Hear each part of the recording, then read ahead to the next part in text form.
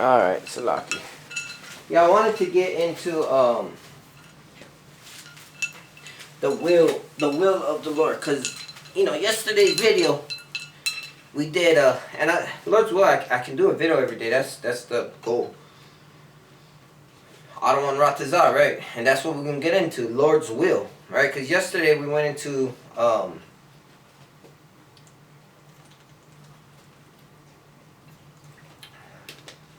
getting into doing the will of the Lord. And that's what we want to do, right? Seek ye the kingdom, all things be granted unto thee, right? Because you want to prosper, right? The Lord said, I have a plan for goodness and prosperity for you, right? And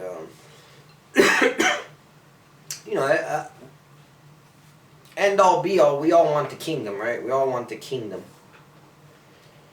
So let's see, we started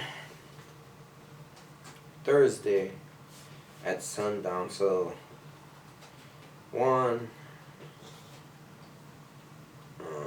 let's see, 1, 2, 3, 4. Yeah, we're on 4. And of course sundown makes 5. Alright, so 6, 5,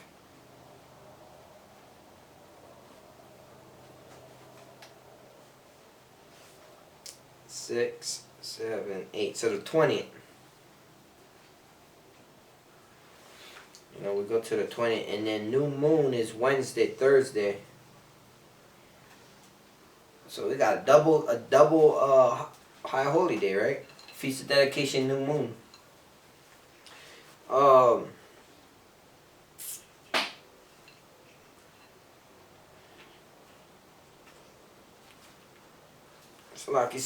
we're going into the will of the Lord, right? So there's a few precepts. If we're gonna knock these out, alright? So Romans 12:2. And I pray this is edifying to the nation, of course, right? And the will of Yahweh Shem Shai, right? Because by hearing the word we establish faith, right? So Romans 12:2, and be not conformed to this world, but be transformed by the renewing of your mind. So don't conform to the world, but because the world is sick, it's wicked, right? So but transform to the Lord, because you gotta ever be changed. You gotta grow. You gotta fight. It's a fight, right? That's why he said, "Well done, who I fought the good fight of faith," right? So that you may prove what is that good and acceptable and perfect will of God, right? So that's why you gotta read. You gotta study. You gotta get edified from the brothers, right? Because you can know a brother by his fruit, right? You can sense. You almost feel like you're on fire and you burn, like you building up. You're getting built up in the spirit, And we praising Yahweh Bashim Yahushai. Because hey, every day you gotta wake up. You gotta have a routine. You gotta read, fast, pray, eat. You gotta work. You gotta be healthy. You have this regimen. You got your personal things you gotta do, but in all things, you gotta put this truth, the Lord, first, so you can grow and get better and stay in the truth, right?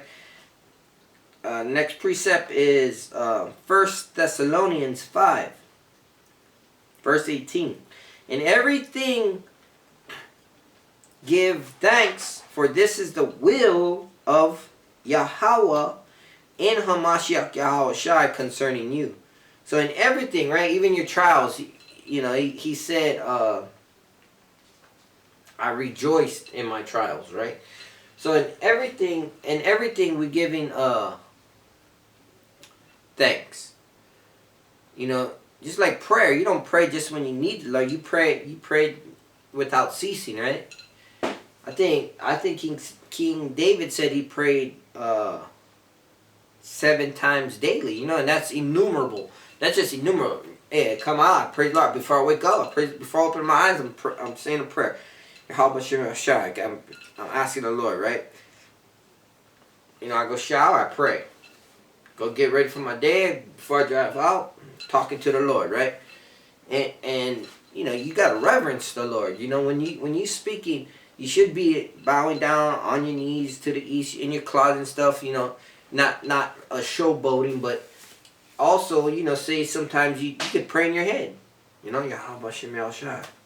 Help me get through this, whatever we're going to do. And he could send his angels, you know. You know, say you're in the middle of doing something and you can't stop and bow down, feast the east and pray.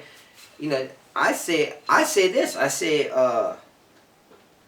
Father, permission to speak openly. You know, it's just like the military. You know, the military, a lot of their blueprint, the makeup, it comes from us. The Roman, all of that, they got that from Yasharallah.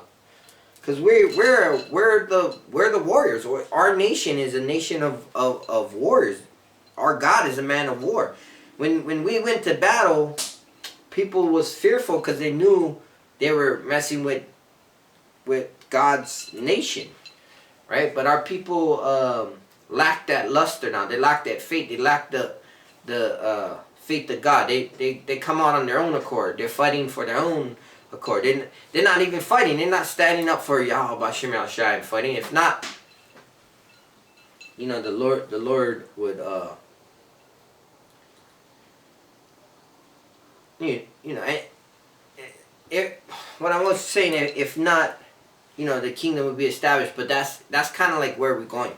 The kingdom, we are building the third temple. So it is being established, and we are fighting and standing up upon our feet boldly, right? That's what it says. So, you know, it's in the making. It's an army in the making, right? We're coming back to who we are, because that's what the Lord said. In the land of your captivity, you would remember who you are and say that this is my God. And then I will say this is my people, right? Because he hid his face. You know, just like he exposed, he hid. We didn't know Esau was a damn nation of people. I mean, for especially so-called black people, they said, damn, this white man ain't no good. But you know, you talk to a lot of so-called black, they would say, you know, not all white people are bad, right? And it's not. It's not skin color.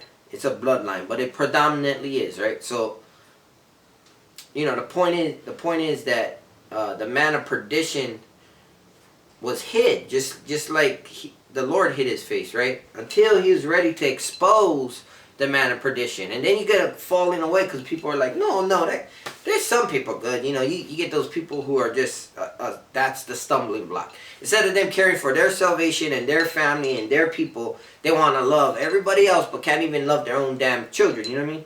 They can't love like their family members and stuff. And a lot of our people is too far gone. You know, it's just the Lord giving them up to their lust, right? Because they love. That's why it says in the end they'll be lovers of themselves. You know, lovers are looking for their doctrine. You know, they're proclaiming their righteousness. You know, they go about establishing their own righteousness. Oh no, you can eat pig. You know, oh no, you can be a homosexual. You know, they establish their own righteousness to prove their own self. It's kind of like you do a wicked deed and be like, Lord, forgive me. Okay, I'm forgiven. But you still get shitted on.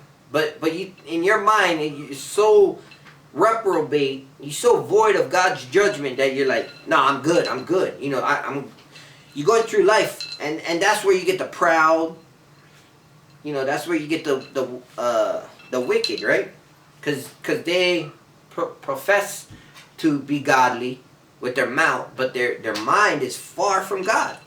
You know, they ain't doing a. I'm busy right now.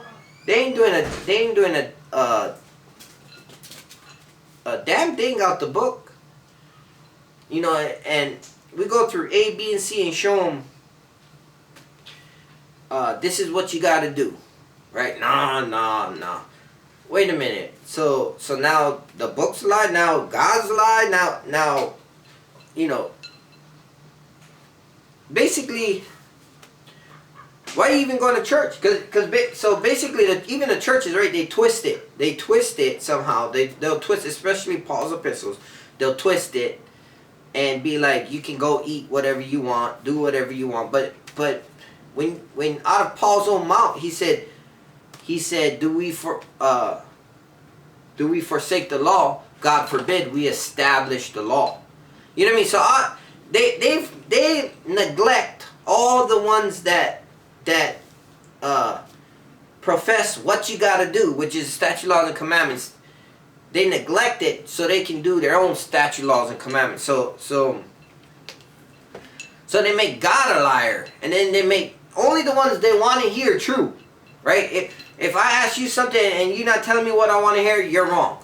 But I'll go to this person, they say, yeah, you're right. Yeah, this is my friend right here. Yeah, this is my friend. No, you just as wicked as the Israelites before, and a lot of them ain't even Israelites, but they just as wicked as the ones who killed the prophets before, right?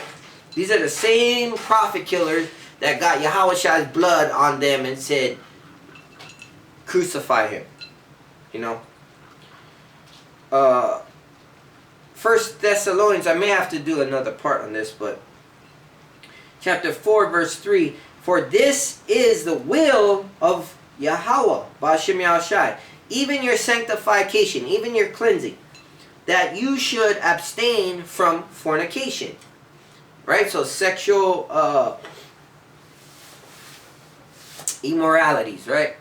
Bestiality, homosexuality, adultery. You know, these are all types of fornicating, right? Things that it's not lawful. What is lawful? You getting a wife, right? Getting a wife, having your household in order, right? Maybe having children if that's the route the Lord blesses you with.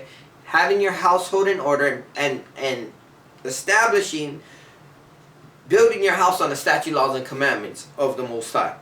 That's how you go about sexual thing. It says the bed in marriage is what does it say? The bed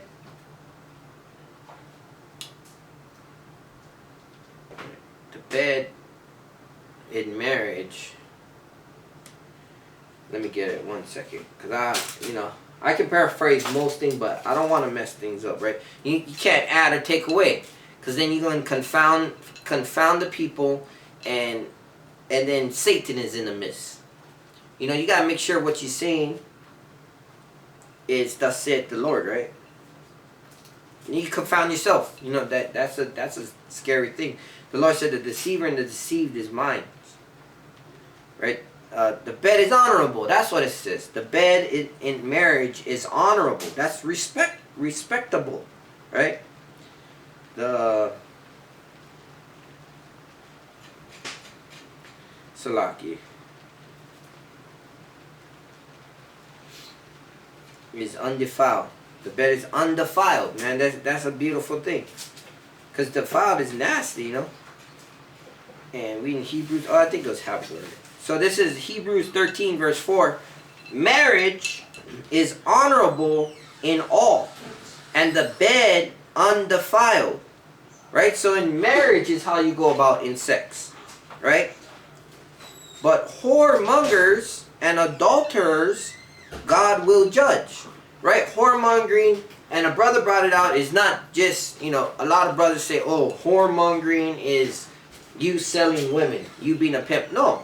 A whoremonger is you mongering with whores. Just like a warmonger is you mongering with war. Fear mongering is you mongering fear. And even if it is,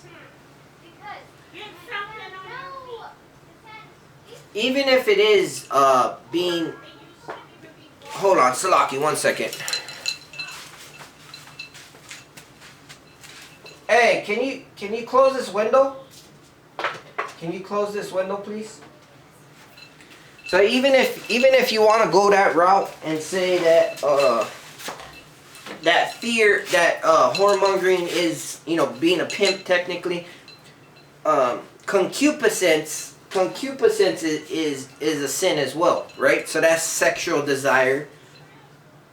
You turning the sisters of the Lord into whores, that's a sin.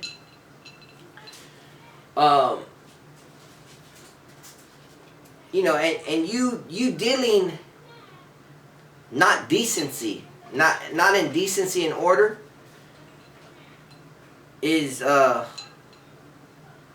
know, it's gonna what's it called? It's gonna confound us, right? We first of all, we gotta seek this kingdom of the Lord, right? So if you all caught up in trying to get wives and concubines, and you're not dealing with your woman correctly, then you're going off, right? So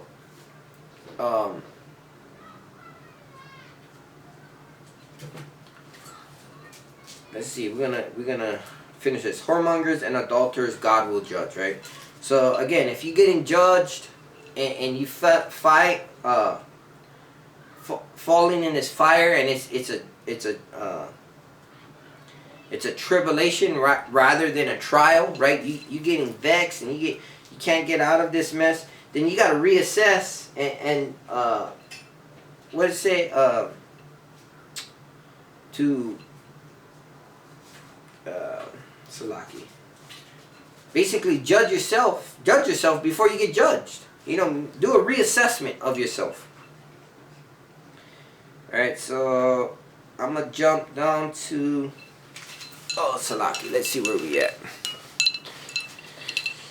Alright, so we're gonna go to Jeremiah, right? Jeremiah 29 verse 11. For I know the thoughts that I think toward you, said the Lord, Yahweh, right? Ba'ashem Yahushai. He says, thoughts of peace and not of evil.